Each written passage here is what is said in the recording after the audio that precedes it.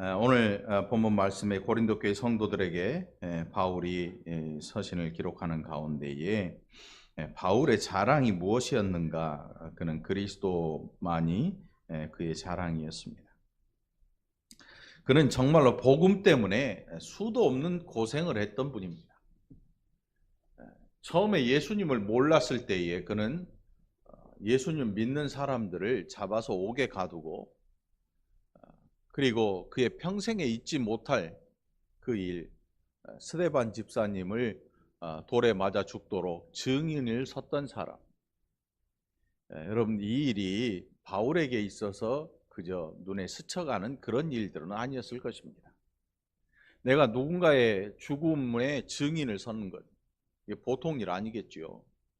아마 바울이 그렇게 하나님 앞에 충성된 일꾼으로 쓰임 받을 수 있었던 그 이유, 바울의 마음을 흔들어 놓은 그 어떤 것도 흔들 수 없었던 그 이유 가운데 하나, 말씀이기도 하지만 스데반 집사님의 죽어가면서 순교하면서 바라보았던 그 눈빛을 아마 바울은 평생 기억하고 있었을 것입니다.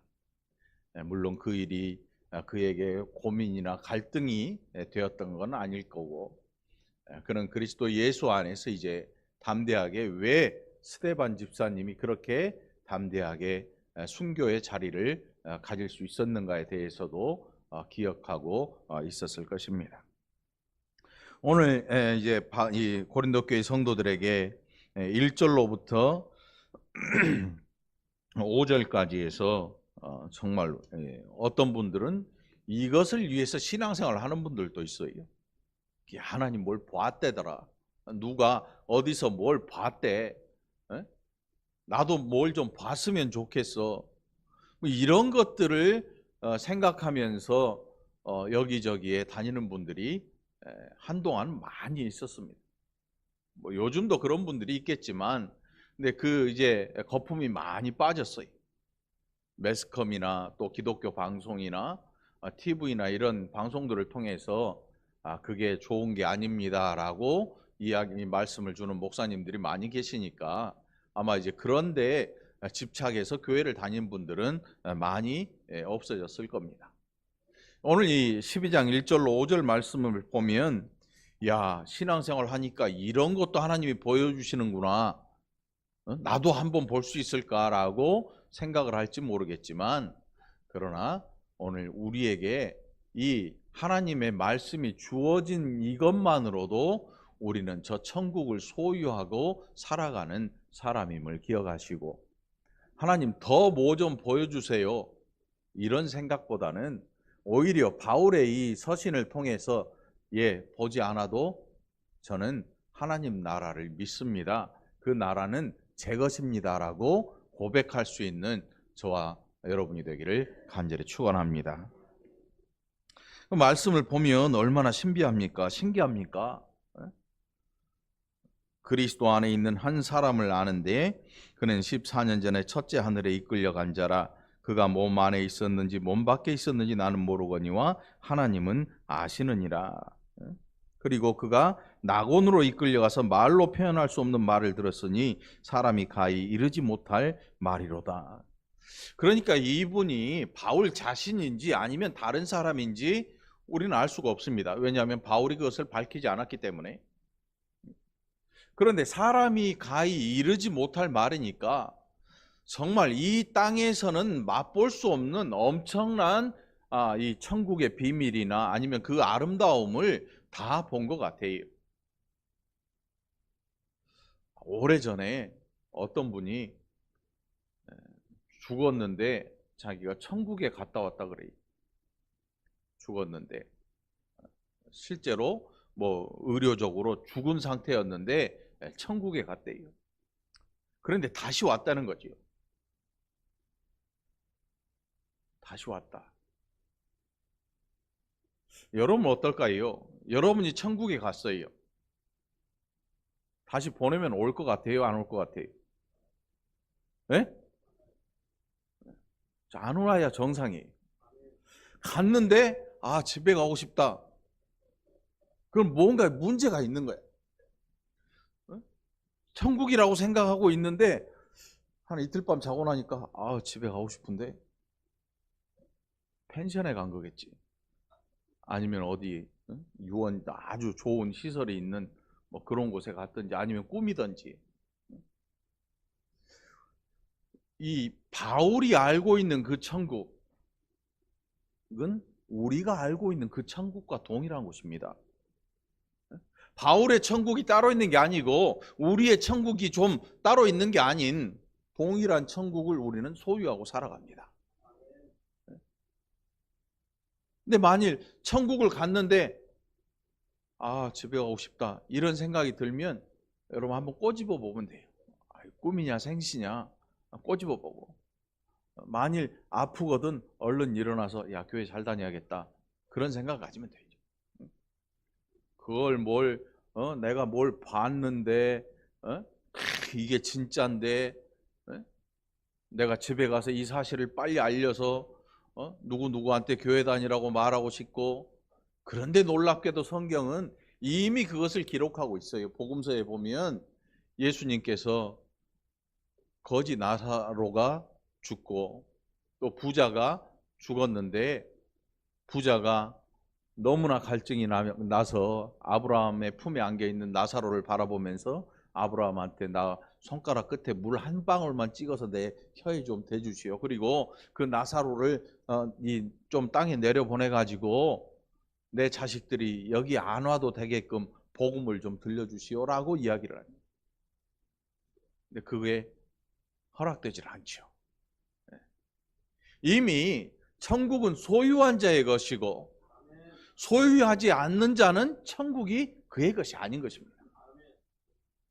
그래서 여러분 오늘 여러분들 구원받은 이 은혜에 늘 감사하기를 축원합니다. 예수 그리스도의 십자가로 저와 여러분이 구원 얻었습니다. 할렐루야. 자, 이제 두 번째로 그리스도의 십자가로 우리가 구원 얻은 건 사실입니다. 구원을 받았습니다. 근데 성경에 보면 구원이라는 단어들이 많이 나옵니다. 많이 나와요. 근데 그 구원이라는 단어들에 사용된 그 내용을 보면 이 구원이라고 하는 단어가 우리가 이야기하는 늘 생각하는 그리스도의 십자가로 말미암은 우리 영혼의 구원, 육신의 구원, 완전한 구원을 이야기하기도 하지만 때로는 이 땅에서 살아가는 삶의 어떠냐에 따른 구원이라는 단어도 사용되는 것을 보게 됩니다. 사실 신앙생활을 한다고 하는 것은 쉬운 일이 아닙니다, 여러분. 교회만 다니면 돼. 천만의 말씀입니다. 교회만 다니면 돼 하니까 쉬운 줄 알고 왔더니 쉬운 게 아니에요. 여러분 한번 생각해 보십시오. 인생 가운데 뭔가 부지런하고 어긋나면 그 문제 때문에 얼마나 큰 괴로움을 당합니까?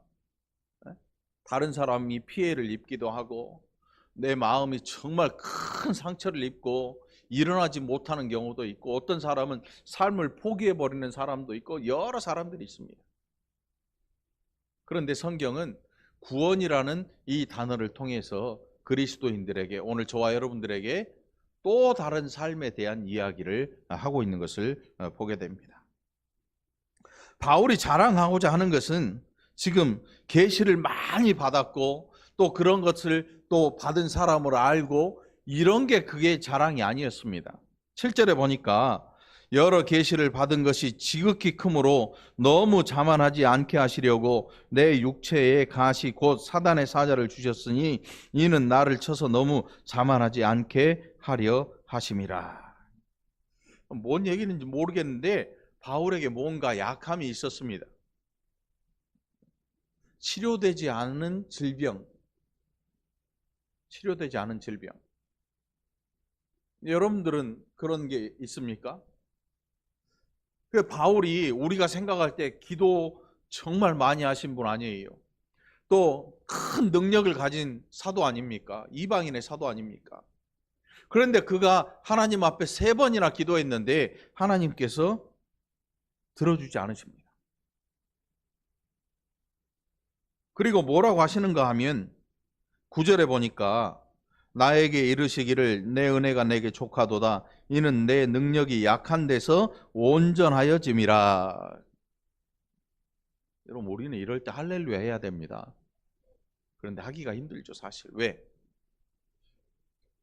그래도 이건 아닌 것 같은데, 이런 생각이 들거든요. 우리가 생각하는 믿음이라고 하는 것은 병이 들었으면 40일 금식을 하고 100일 금식, 1000일, 만일 금식을 하더라도 하나님께서 이 병을 고치셔야 우리는 믿음에서 승리했다. 할렐루야. 이런 생각을 가지고 있기 때문에 그래요. 그런데 오늘 바울의 생각을 들어보면 하나님의 뜻을 이해할 줄 아는 사람이야말로 믿음 있는 사람이라는 증거가 나타납니다. 많은 이야기들을 듣습니다. 더더군다나 우리나라는요, 화끈한 나라입니다. 신앙생활도 화끈하게 합니다. 그래서 뭐가 안 되십니까? 작정하고 금식을 하고 하나님 보좌를 흔들어 버리세요. 이런 얘기를 하죠. 그래가지고 하나님 보좌를 흔들러 어디로 갑니까? 기도원을 가든지 산속을 갑니다. 소나무를 한 대뿌리 뽑아, 요즘 뽑으면 큰일 나요. 바로 잡혀가지고. 그럼 이런 게 아니고 오늘 우리가 해야 될 일은 뭐냐면 하나님의 보좌를 막 흔들어 가지고 하나님께서 얘 왜 이러니 하면서 일어나 가지고 내 기도의 제목을 들어주시는 하나님, 이게 아니고 우리가 장성한 분량의 신앙에 이르려면 어떤 일을 해야 되냐면 이해할 줄 알아야 돼요. 말을 하면 듣고 이해하는 게 언제부터 가능한가요? 어른이 돼가면서 중학교 다르고 고등학교 다르고 대학교 다르고 결혼해서 다르고 사람이 자라나면서 장성해가는 그 분량을 보면 이게 장성해 가고 있구나. 장성한다는 게 하루아침에 이러는 게 아닙니다. 이루어지는 게 아니죠. 오늘 여기 우리 교회 안에 있는 시연이, 서정인, 또 서영연 이런 애들은요, 말귀를 아직 못 알아들어요. 예배 시간에 소리 지르면 왜 소리 지르겠어요? 예배 시간에 은혜 받아서 소리 지르겠어요? 제가 왜 소리 질러요? 지 기분 좋으니까 소리 지르는 거예요. 그런 애를 잡고 멱살을 잡고 막 너 예배 시간에 왜 이렇게 소리 지르니 해봤자 안 통하죠. 중학교 때도 예배 시간에 졸고 그냥 책상에 엎드려서 자고 교회 의자에 엎드려서 잘 수도 있어요. 고등학교를 졸업해도 그럴 수 있습니다. 대학교 졸업해도 그럴 수 있어요. 그런데 신앙생활을 하다가 차츰차츰 믿음이 커가는 과정에 변화되는 모습을 우리가 볼 수가 있습니다. 어떤 모습을 보냐면 예배 드리는 모습이 달라지는 걸 볼 수 있습니다. 처음에는 엄마한테 끌려 나오고 억지로 와서 앉아있고 정말 이게 언제 끝날까 시계만 자꾸 들여다보고 목 돌려가지고 12시 됐나 안 됐나, 밥은 됐을까 안 됐을까, 별 걱정을 다 하면서 예배를 드리다가 어느 날 갑자기 예배 드리는데 예배가 너무나 즐거운 겁니다. 물론 설교하는 목사한테 책임도 있을 거예요. 제가 졸리게 설교하면 좋을 것이고, 웃기게 설교하면 깔깔대고 웃을 것이고, 은혜롭게 설교하면 은혜를 받을 것이고, 그 책임이 저한테 있기는 하겠지만, 그러나 예배를 드리는 그 당사자에게 이 예배 시간이 점점 좋으면 믿음이 자라나고 있는 거죠. 하나님을 생각하고 일주일 내내 하나님의 뜻이 무엇인가를 곱씹어보고 그것을 묵상하는 사람 점점 자라나게 될 것입니다. 그리고 장성한 자가 돼 가는 것입니다. 바울은 바로 그런 사람입니다. 우리가 장성하지 못한 이 모습이 어떤 모습인가 하면 10년, 20년을 신앙생활을 해도 안 바뀌는 것입니다. 안 바뀐다고 하는 게 여러분 술을 먹고 담배를 피고 이런 문제가 아니고 머릿속에 있는 생각이 안 바뀌는 거예요. 그래서 하나님은 언제나 나한테 주셔야 되는 분으로 생각하고 있는 사람들. 지금 우리가 그런 생각을 가지고 있는지 모릅니다. 내가 필요한 것을 늘 나에게 채워줘야 나에게는 하나님이 필요한 존재가 됩니다. 그런데 오늘 바울의 이 모습을 보면 어떤 모습이냐면, 내 은혜가 내게 족하도다 이는 내 능력이 약한 데서 온전하여짐이라 하신지라. 여기서 끝나버리는 게 아니고, 그리고 바울의 반응을 우리가 듣습니다. 그 뒤에 말씀 뭐라고 기록되어 있습니까? 그러므로, 함께 봉독해 봅니다. 시작. 그러므로 도리어 크게 기뻐함으로 나의 여러 약한 것들에 대하여 자랑하리니 이는 그리스도의 능력이 내게 머물게 하려 함이라. 할렐루야. 아멘. 하나님의 음성을 듣고 이해를 하는 것입니다. 왜 하나님이 내가 3번이나 간구한 이 나의 육신의 고통에 대해서 왜 하나님께서 치료해 주지 않으신지, 왜 이것을 내 육신에서 말끔히 씻어버리셔서 나로 하여금 이 고통에서 해방되지 않도록 그냥 놔두시는 건지. 하나님의 음성이 그에게 들렸습니다. 내 은혜가 내게 족하다. 이는 내 능력이 약한 데서 온전해지기 때문이다. 그리고 바울은 그것을 듣고 이해할 줄 아는 장성한 분입니다.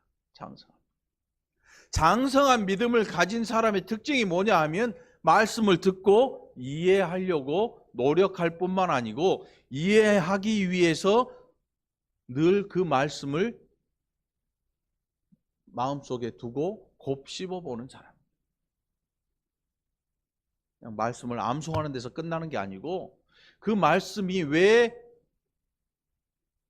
내 마음속에 기억나는지, 왜 이 말씀이 내게 주어졌는지, 이것을 늘 생각해 보는 사람.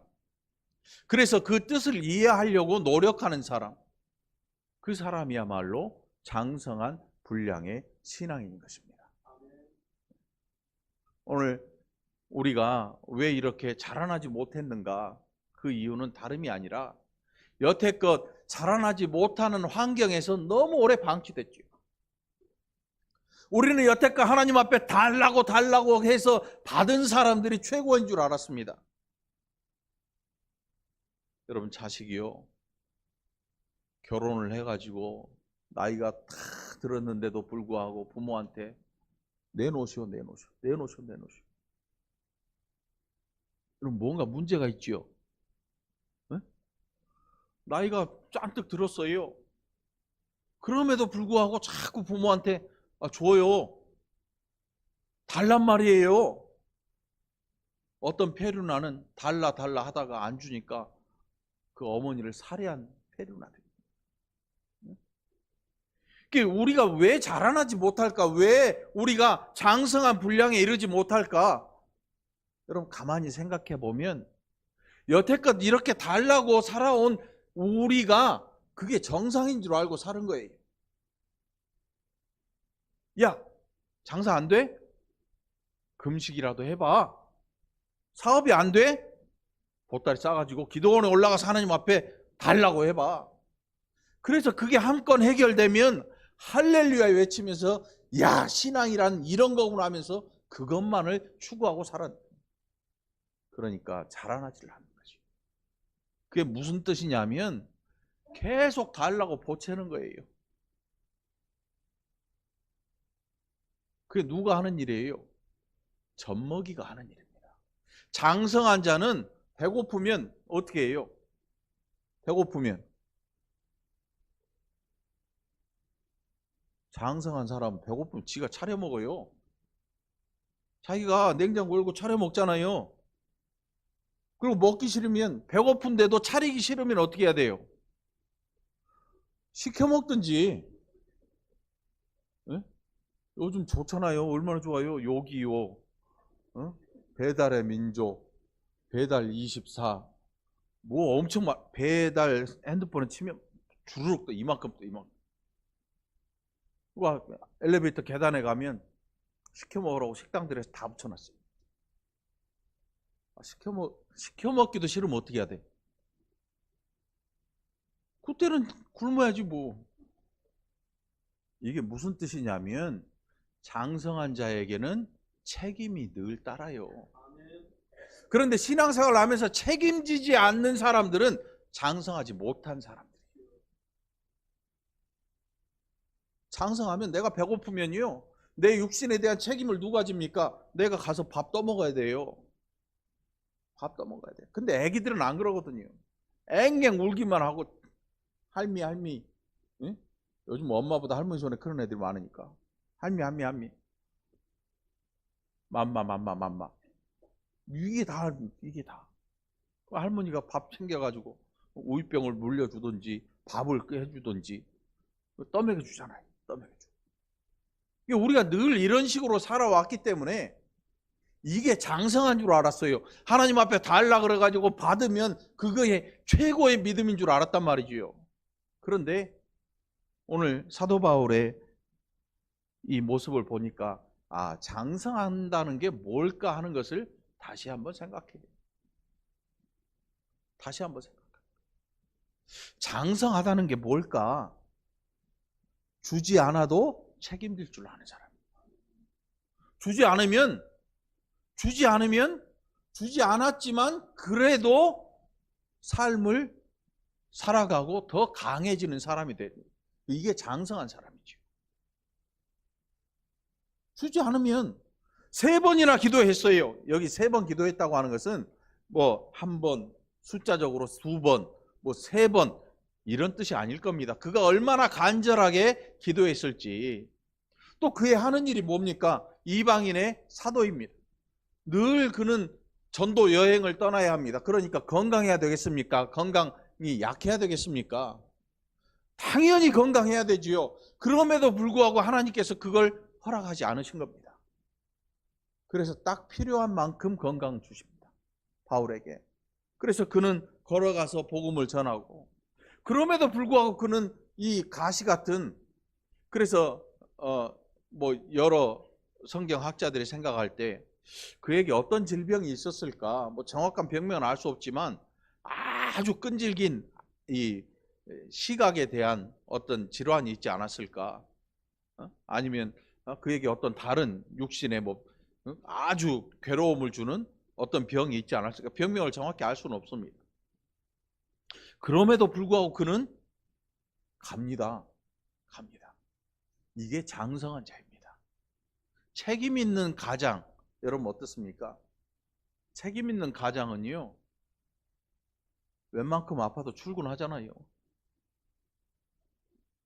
책임 있는 가장은 몸이 좀 아프고 좀 끙끙대도 뒤를 돌아보면 자식들이 토끼같이 콜콜대고 자고 있고 부인은 말똥말똥 출근 하나하나 쳐다보고 있으니 그럼 어떻게 해요?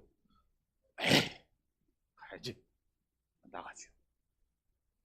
부인이 아침을 주거나 말거나 출근을 한단 말입니다. 아침 먹고 가고 싶으면 자기가 먹고 가고, 요즘은 시대가 달라졌으니까 결혼하신 분들 꼭 아침에 밥을 먹어야 되는 건 아니에요. 그거 가지고 또 아침에 밥 안 줘서 출근 안 해. 장성한 사람이 아닌 거지요. 자기가 나가서 사 먹어도 되지. 아무튼 정상적인 가장은 어지간한 아픔 다 떨어내고 나가지요. 나가서 일을 합니다. 이겨냅니다. 무책임한 가장의 특징이 뭐냐면 안 아파도 안 하고 아파도 안 해. 아무것도 안 해. 이게 무책임한 거예요. 그러면 가장이 되면 안 되는 거예요. 그 사람은. 가장이 되면 안 돼. 오늘 우리 교회는 건강한 교회예요. 책임 있는 가장들이 많이 있어요. 다 책임을 질 줄 알아요. 그렇다면 신앙생활은 어떻게 해야 될 것이냐? 장성한 자가 되어서 책임질 줄 알아야 됩니다. 내가 아픈데 하나님이 안 고쳐주십니다. 내가 정말 죽을 병에 걸렸는데 하나님이 안 고쳐주십니다. 그럼 우리는 어떡합니까? 하나님을 원망하면 안 되죠. 하나님 원망하면 안 돼요. 어떤 분들은 예수 믿으면 암이 떠난다고 하니까 와서 막 기도도 하고 별일을 다 합니다. 그런데 암이 치료가 안 됩니다. 그럼 어떡합니까? 절로 갑니다. 절로 가요. 교회에서 안 되니까 절로 가는 거죠. 절에 가서도 안 되니까 어디로 갑니까? 별 군데 다 가요. 그래서 인생의 마지막 이 선고를 들은 사람들의 특징이 지푸라기라도 잡는 거예요. 지푸라기라도 잡는 거예요. 그런 사람들 상대로 못된 짓을 하는 사람들이 굉장히 많아요. 십자가를 붙여놓은 그런 곳도 많아요. 지푸라기라도 붙들고 싶은 이 사람들을 이용해서 그들의 호주머니를 채우고 욕심을 채우는 사람들이 수두룩박박합니다. 왜 그럴까요? 장성할 틈도 없는 거죠. 장성할 틈도 없고 장성하는 게 싫은 거예요. 장성하면 굉장히 불편하거든요. 장성한 자는 내 마음대로 할 수가 없습니다. 정확한 이유를 알고 왜 이렇게 해야 됩니까? 라고 물어보잖아요. 이 일은 하지 않아도 되지 않습니까? 라고 반문을 하잖아요. 장성하면 불편한 게 많아요. 누구에게? 그래서 나라도요, 왕이나 이런 또 독재자들이 다스리는 나라의 특징이 뭐냐면 백성들을 아주 어리석게 만듭니다. 그래서 뭘 만드냐면 축구, 야구, 복싱 이런 것들에 사람들이 몰두하게 만들고 자기들이 하는 일에서 관심이 멀어질수록 이 사람들을 굉장히 좋아합니다. 굉장히 좋아해요. 이게 독재자들의 하는 역사 속에서 보면 독재자들이 하는 일이었습니다. 우리나라도 야구, 축구 이런 게 막 생겨났잖아요. 그 시대에 누가 정치했나, 누가 뭐 어떤 일을 했나 보면 틀림없어요. 근데 이 역사라고 하는 게 다른 나라도 똑같거든요. 근데 더 놀라운 건 교회라고 하는 이 신앙의 역사, 교회의 역사를 쭉 살펴보면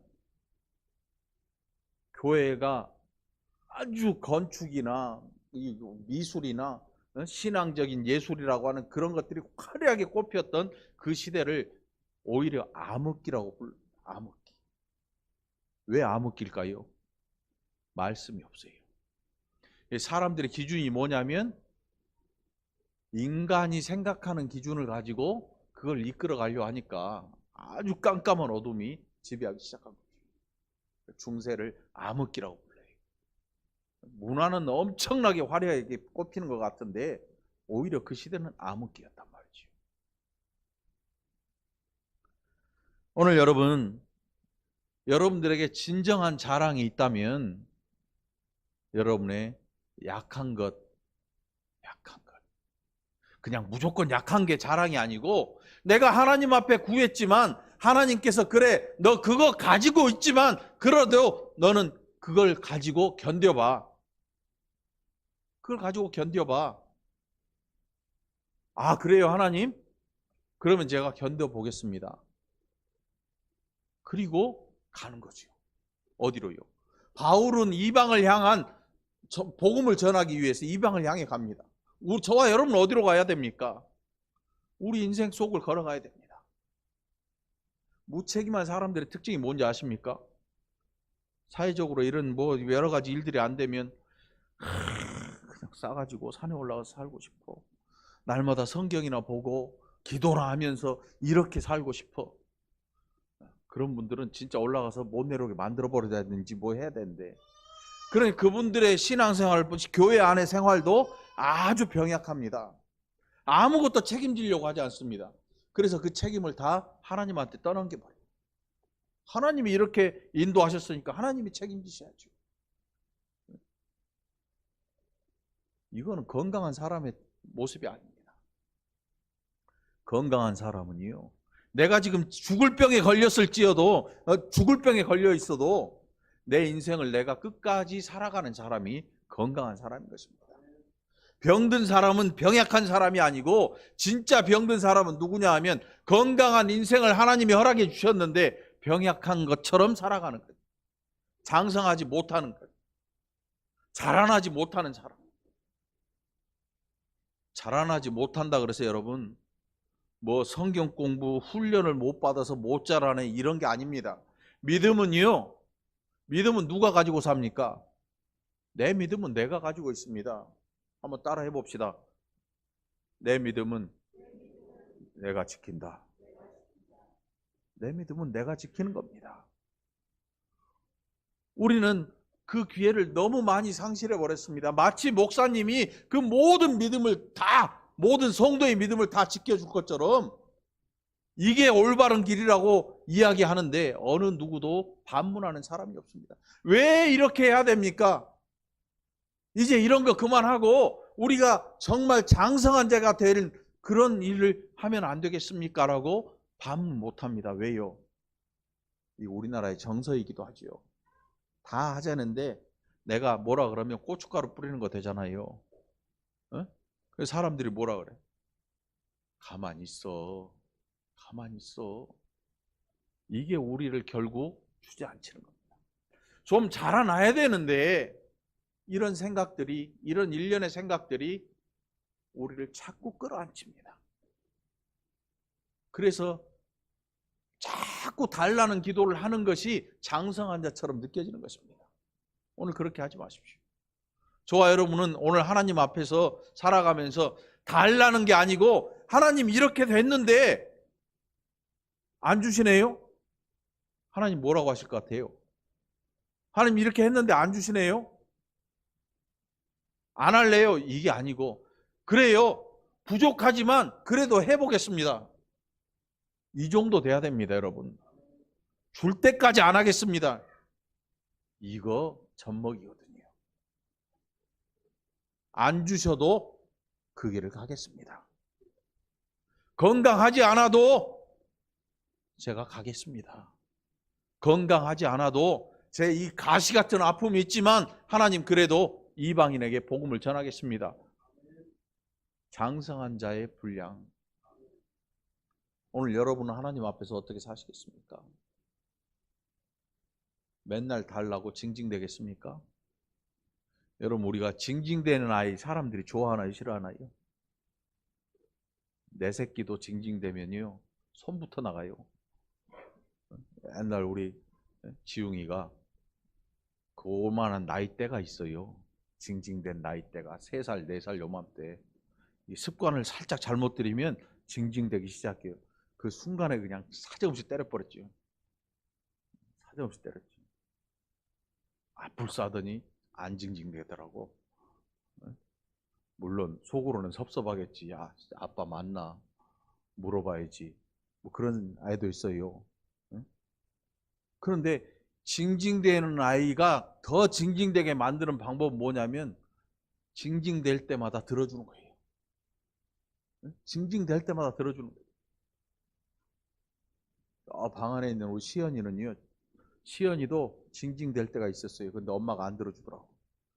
정말 눈 똑바로 뜨고 딱 잡고 팍 쳐다보고 안 들어줘. 그러니까 징징 안 돼. 엄마가 잘한 거지. 제가 볼 때 박창환 집사님이 장가를 잘 간 건지 김지희 집사님이 시집을 잘 온 건지 야물딱지게 애를 딱 잡아요. 요즘 젊은 사람들이요 자기 애 못 잡아요. 징징대잖아요. 다 들어줍니다. 다. 우리가 하나님 앞에 이렇게 징징댈 때 하나님이 안 들어주신 데는 이유가 있습니다. 우리가 찡찡이가 돼가지고 일평생 징징이가 되지 않도록 하나님께서 오히려 털어내십니다. 아니야, 너 좀 잘하나 봐. 혼자 해봐. 혼자 해도 여러분 신앙생활 하는 것입니다. 왜 자꾸 모여서만 하려고 합니까? 모여서만 하려고 하니까 어떤 현상이 일어나냐면 교회 오면 신앙생활 잘해요. 그런데 세상 속에 딱 내놔버리면 병든 닭처럼 아무것도 안 합니다. 하다못해 이방 사람들과 앉아서 밥 먹을 때 기도도 못해요. 하기는 해야 되는데 창피하고 부끄러워요. 기도하는 게. 그래서 택한 방법이 뭡니까? 이렇게 되는 거야. 이렇게. 이 기도하는 게 왜냐하면 창피한 거죠. 밖에 나와서 여태껏 나랑 같이 앉아있는 사람들하고 똑같이 자랐거든요. 그러다가 기도만 하려니까 이게 영 어색하고 창피하고 속된 말로 쪽팔리는 거죠. 그들 앞에서 기도하는 게 쪽팔리는 거예요. 왜? 야, 너 기도만 하면 교회 다니냐? 이런 말 할까 봐 교회 다니는 사실 자체가 창피한 것입니다. 그래서 기도를 하기는 해야 되는데 눈 감고 정상적으로 할 수는 없으니까 이러고 밥을 먹는 거죠. 이렇게 밥을 먹는 거예요. 그런데 여러분, 하나님께서 우리를 구원하신 이 구원은요, 어떤 구원이냐면 우리가 이 구원을 얻은 백성답게 이 땅에서 점점 나아지는 장성한 자가 돼가는 구원이에요. 만일 저와 여러분을 구원하셔가지고 구원 예수님 믿는 그날 하늘로 휙 올려버리면 그런 일이 없겠지요. 그런데 우리에게는 남아있는 삶이 있습니다. 예수를 믿으면 그 믿은 순간에부터 남아있는 구원의 삶을 살아야 되는 책임이 누구한테 있느냐 하면 저와 여러분에게 있는 줄 믿습니다. 우리는 이 구원 이후의 삶에 대한 책임을 내가 져야 되는 거예요. 내가 져야 돼요. 그래서 장성해지면서 살아야 돼요. 그걸 방해하는 자가 있다면 과감하게 반문해야 됩니다. 당신은 왜 내가 자라나는 것을 방해합니까? 같이 신앙생활을 하면서도 나를 자라나지 못하도록 엉뚱한 일로 나를 자꾸 힘들게 하는 사람이 있다면 반문해야 됩니다. 아니야, 나는 좀 자라나야 되는데 왜 당신은 나를 자라나지 못하도록 자꾸 징징거리게 만들고 왜 나를 질질 끌고 다닙니까? 나는 이런 거 싫습니다 라고 선언할 수도 알아야 돼요. 선언할 줄 알아야 돼요. 여러분, 밥 먹으라고 공깃밥을 10그릇을 줍니다. 그러면 그 밥을 다 먹어야 됩니까? 말아야 됩니까? 네? 먹고 싶은 만큼 먹어야 되는 게 정상 아닙니까? 그런데 10그릇 줬으니까 이걸 다 뱃속으로 10그릇을 다 밀어넣고 있다면 그는 정상이 아닙니다. 이거 10그릇을 줄 때는 준 사람이 의도가 있을 거예요. 너만 먹지 말고 나눠 먹어라. 10그릇 줬는데 혼자 10그릇을 끙끙대고 먹으면서 하는 말이 준 거는 다 먹어야지. 정상이 아닌 거지요. 말 않고 10그릇 준다고 해서 그걸 다 먹을 사람이 어디 있습니까? 다 먹을 수도 없지요. 남겨놓고 버릴 수도 없잖아요. 그럼 무슨 뜻이겠어요? 너 혼자 먹지 말고 나눠 먹어. 나눠 먹어. 오늘 여러분에게 가진 물질을 하나님이 주신 게 있다면 그게 만약에 남아 돌고 이것 때문에 내 마음이 막 이렇게 교만해지고 이것 때문에 신앙생활을 하는데 이 걸림돌이 된다면 좀 나눠서 살기를 축원합니다. 좀 나눌 수 있기를 축원합니다. 네, 오늘은 팥죽이 뿔기 때문에 여기까지 하도록 하겠습니다. 네, 오늘 점심 팥죽이라 더 길어지면 안 되거든요. 자, 여러분 오늘 한 가지를 기억하시기 바랍니다. 오늘 바울의 자랑은 이는 내가 약한 그때의 강함이라. 바울은 이게 정말 기쁘고 즐거웠습니다. 왜냐하면 하나님의 말씀을 듣고 그는 이해할 줄 아는 사람이었거든요. 이 한 해 2018년 이제 다 끝나가죠. 다음 한 주 남았습니다. 혹시라도 자라나지 못했다면 이제 하나님 앞에 이 남은 한 주 동안 기도하시기를 바랍니다. 하나님, 저는 자라나야겠습니다. 하나님의 말씀을 듣고 좀 이해할 줄 아는 성도가 되야겠습니다. 하나님의 일꾼인데 좀 자라난 일꾼이 되고 싶습니다 라고 이 한 주간 기도하기를 간절히 축원합니다. 기도합시다. 하나님 아버지, 감사합니다. 우리 인생을 살아가는 내가 책임지고 그 결과 좋든지 나쁘든지 하나님 앞에 영광을 돌릴 수 있는 믿음의 백성들 되게 하여 주시니 감사합니다. 우리 삶이 세상에서 얼마나 화려해졌는지, 얼마나 초라해졌는지 이것이 하나님의 관심이 아니고 우리가 얼마나 자라나려고 힘썼는지, 얼마나 하나님의 음성을 듣고 이해하려고 노력하고 또 눈물을 흘려 기도했는지 하나님 그것을 보시고 계신 줄 믿습니다. 그래서 이 월곶 중앙교회 모든 성도들이 무럭무럭 자라고 장성한 분량에 이르는 건강한 신앙인들이 되게 하여 주옵소서. 감사드리옵고 예수님 이름으로 간절히 기도합나이다. 아멘.